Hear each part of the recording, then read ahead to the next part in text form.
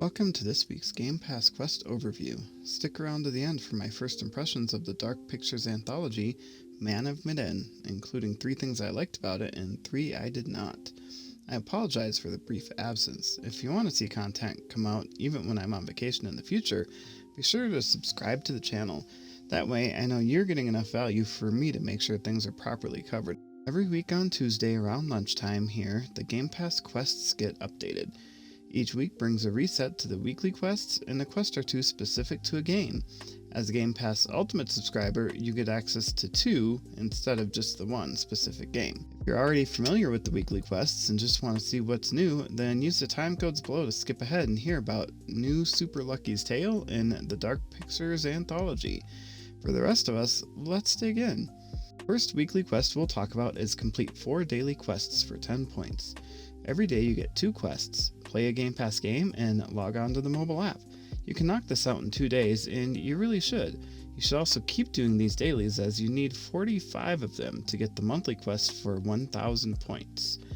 Next, and often first completed, is earn an achievement in Game Pass for another 10 points. This shouldn't be too much of a struggle unless you're one who hates leaving games partially completed. Some games are difficult to get that 1000 gamer score on after all.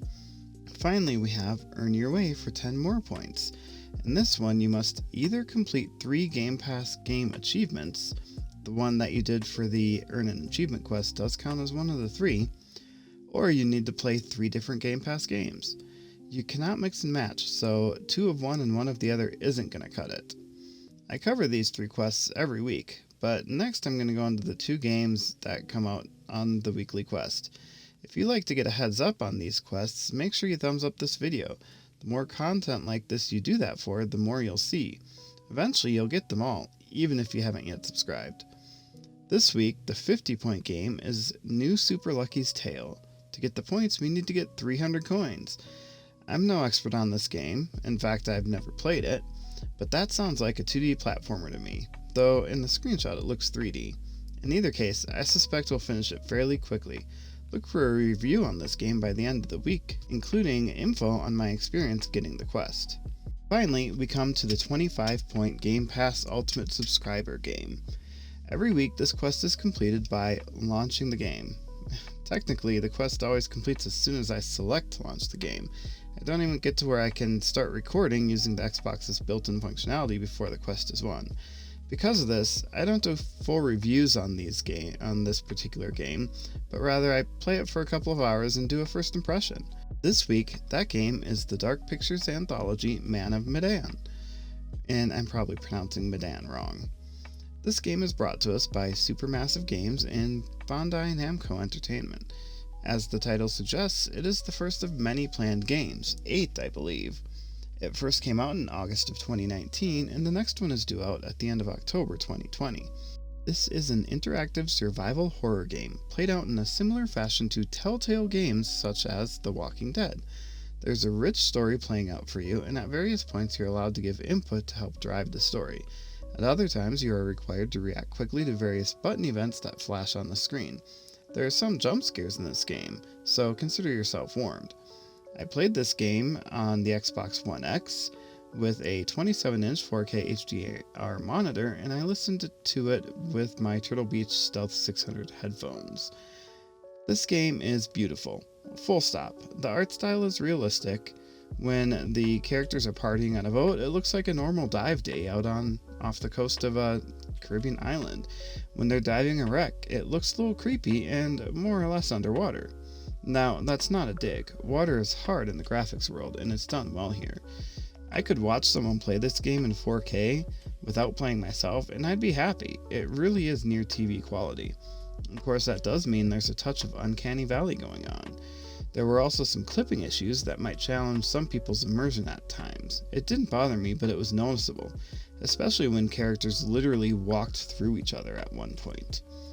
The soundtrack is just as creepy and spooky as you'd expect from a horror game, no surprise there, and at the same time it's not overdone. Actual sounds and sound effects in the game fit the environment that the characters are in, and they fit the mood very well. This game is normally $30, but if you have a Game Pass subscription you can snag it for $24 right now. There is a downloadable add-on which is listed as free. It may not be free without Game Pass, but I don't know for sure. And it includes scenes from other characters' perspectives in the game. The story is told in a chapter style with narrator breaks in what appears to be an old house where a curator is hosting you through your experience. You play as different characters throughout the game, and there is a multiplayer mode that I didn't explore. The story is a horror, and I haven't finished my first playthrough. That said, it's an engaging story, and I look forward to finishing and possibly playing again for a different ending. Characters have some level of depth, and you get what feels like a decent level of agency to inject yourself into their story. There is no difficulty setting, so some of the QTEs especially may be problematic for some. I know I've missed a couple in my current playthrough, and I hope things don't go too bad for my little party of people. The gameplay here is the story. Once you've experienced all the different possibilities, a feat that is listed as 20 hours, there will likely be little reason to come back and play more, resulting in poor replayability. It is a beautiful game though, and the story is compelling enough that I could see some people using it as a Halloween tradition, especially if they play multiplayer with friends or family. This would be similar to watching a Freddy Krueger movie every Halloween, for instance. There were some things I didn't like about this game, for instance, the lack of a difficulty setting. I am a perfectionist, and when I play a game that's got QTEs, I want to be able to choose if I pass the QTE or not. I get that it's a game, and I shouldn't have that superhuman ability. So hopefully, when I play again, I'll do better. There's a long intro to the game. It does introduce the story, but I'm not sure if it will tie into the story in a way that is satisfying enough to justify its length. Finally, I'm not a fan of jump scares, and as a horror game, this does have a couple of them in there. They're not overly done by any means, but I prefer a true psychological thriller for my horror. There is a lot of good in this game though. I really can't get over how good it looks. It's a truly beautiful game, and I kinda wish there was more time to just chill out and look around. I love the depth of the story. I'm always a sucker for story in a game, and games like this are all about the story. Last up on the likes is the amount of agency you feel like you have with the characters in this game. I've played games like this where it seems like no matter how hard you try, a character is just going to be a jerk, for instance, and they're going to act how you don't want them to.